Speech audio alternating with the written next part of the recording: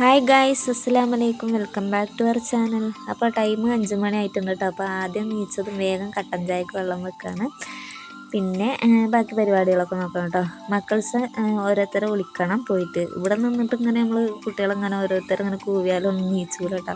വല്ല അടുത്ത് പോയി കുലുക്കി തന്നെ വിളിക്കണം. അതുകൊണ്ട് നീച്ചാൻ കുറച്ച് പ്രയാസമാണ്, മടിയാണ്.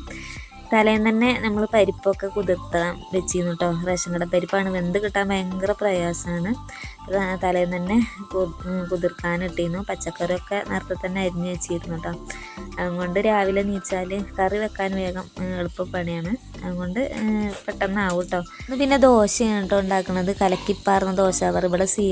സിയപ്പം എന്ന് ഞങ്ങൾ പറയില്ല കേട്ടോ. ഞങ്ങൾ കലക്കിപ്പാർന്ന ദോശ എന്നൊക്കെയാണ് പറയൽ. അപ്പോൾ അതാണ് ഉണ്ടാക്കുന്നത് കേട്ടോ. പിന്നെ നമ്മൾ റേഷൻ കട പച്ചരിയിലാണെങ്കിൽ ഒരുപാട് കല്ലാണ്. ഈ അടുത്ത കാലത്തൊന്നും ഞാനിങ്ങനെ ചോറ്റരിയിലായാലും പച്ചരിയിലായാലും കല്ല് കണ്ടിട്ടില്ല കേട്ടോ. പണ്ടത്തെ കാലത്താണെങ്കിൽ കല്ല് ഇഷ്ടം പോലെ എന്തിനു നോക്കിയാലും കല്ലായിരിക്കും.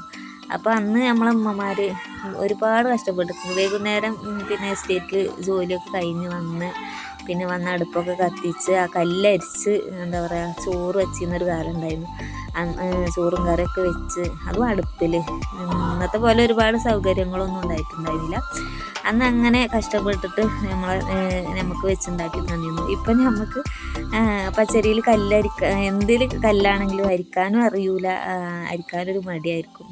എന്നെ സംബന്ധിച്ചിടത്തോളം അങ്ങനെയാണ് കേട്ടോ, ഭയങ്കര മടിയാണ്. പിന്നെ എനിക്ക് കല്ലെടുത്ത് അരിയൊക്കെ അരിച്ച് റെഡിയാക്കാനും അറിയൂല. അപ്പം അമ്മയാണ് അധികം ഉണ്ടാക്കി തരല്, അരിച്ച് തരല്. പിന്നെ നമ്മൾ പണ്ട് കാലം തൊട്ടേ നമ്മളിവിടെ അടുപ്പ് കത്തിക്കൂട്ടാം. ഗ്യാസ് മാത്രമല്ല, അടുപ്പ് കത്തിക്കും. ഇപ്പം നേരെയാണ് ഗ്യാസൊക്കെ വാങ്ങിയത്.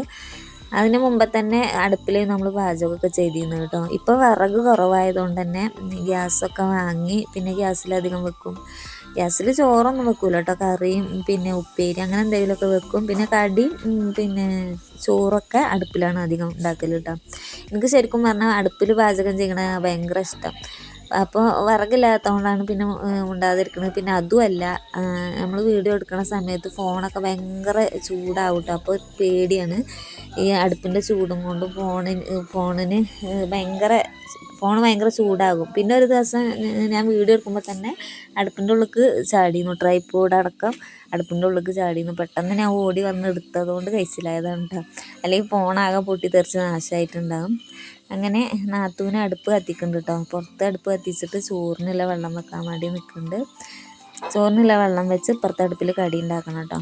ഇപ്പം എനിക്ക് വീഡിയോ ഇടാനും ഒരു സമയം കിട്ടുന്നില്ല കേട്ടോ. അപ്പോൾ രാവിലെ ഞാൻ ചിലപ്പം വീഡിയോ എടുക്കും, ചില സമയത്ത് വീഡിയോ എടുത്തിട്ട് പിന്നെ രാത്രി വന്നിട്ട് എഡിറ്റ് ചെയ്തിട്ട് വോയിസ് പറയണം. അത്രയ്ക്ക് ബുദ്ധിമുട്ടിയിട്ടാണ് ഞാൻ ഈ വീഡിയോ ഇടുന്നത്.